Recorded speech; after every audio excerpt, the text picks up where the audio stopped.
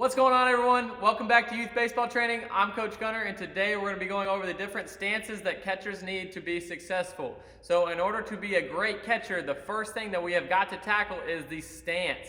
The primary stance is the most important stance as a catcher. Stay tuned. I'm going to show you the common mistakes that I see as a youth catcher and what we can do to fix those common mistakes.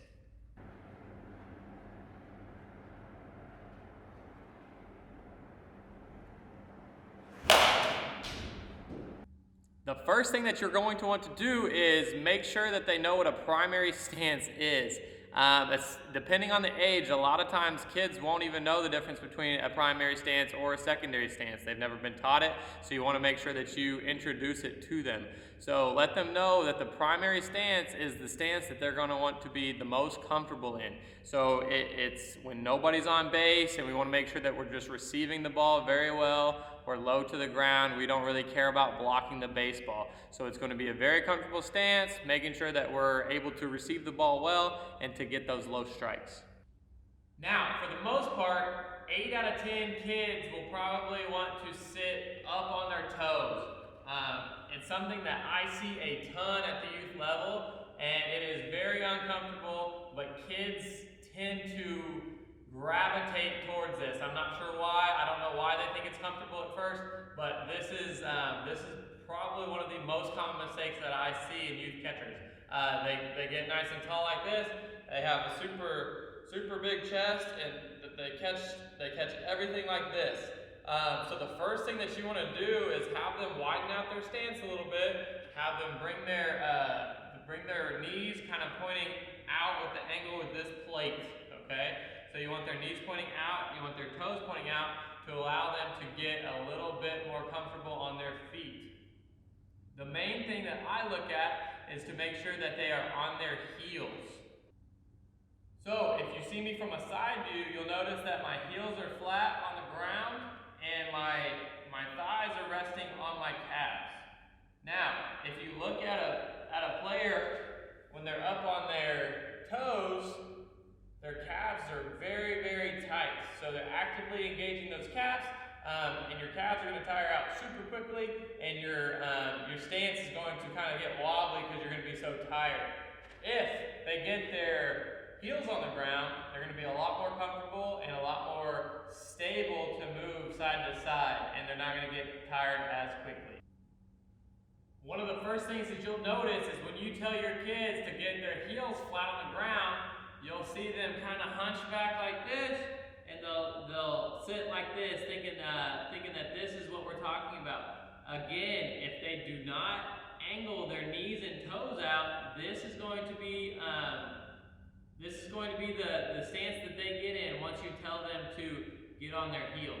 So make sure you get them to point their knees out. Bring that chest and butt up a little bit to where they're comfortable, and it should look like this. You don't want them falling back on their butt, but you also don't want them up on their toes. So you want them in this nice comfortable position.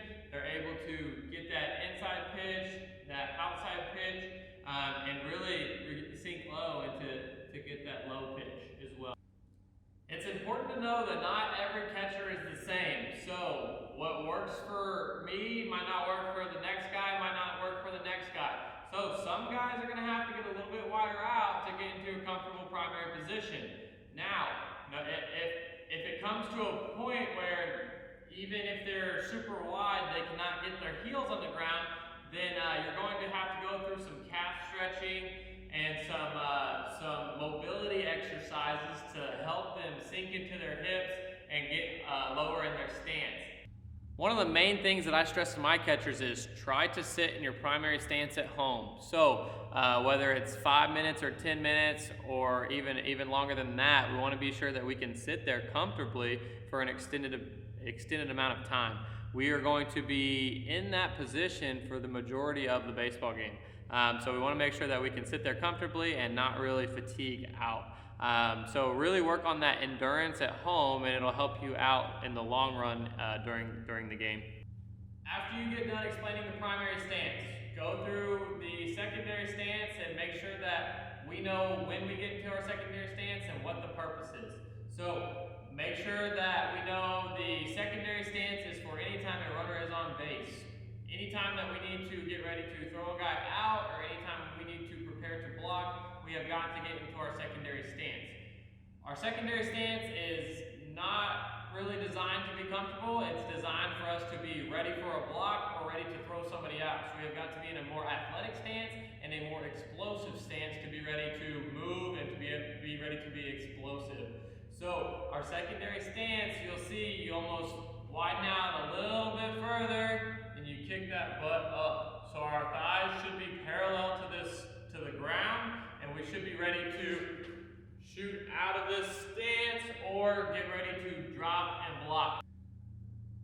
If I have a pitcher who has a very slow delivery, I do not want my catcher getting into his secondary stance too early. So I don't want him getting into his stance as soon as that pitcher toes the rubber. I want my catcher to be patient, and as soon as that pitcher lifts his leg up, we just do a nice easy pop up, and then we're only here for about 3 seconds max.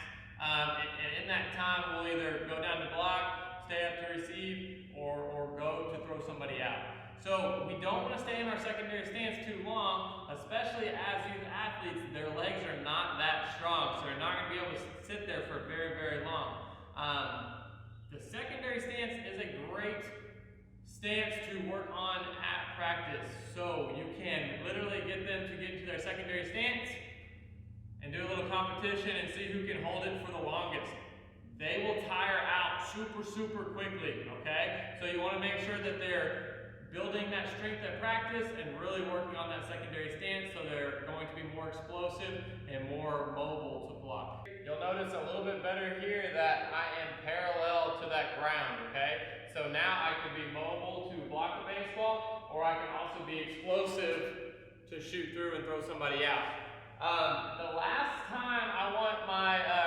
thing that I want my catchers to be aware of is if they're playing open bases and they're playing select ball, I also want them in their secondary stance with 2 strikes. The reason for that is if I block a baseball with 2 strikes, I can now pop up and throw that guy out at first base.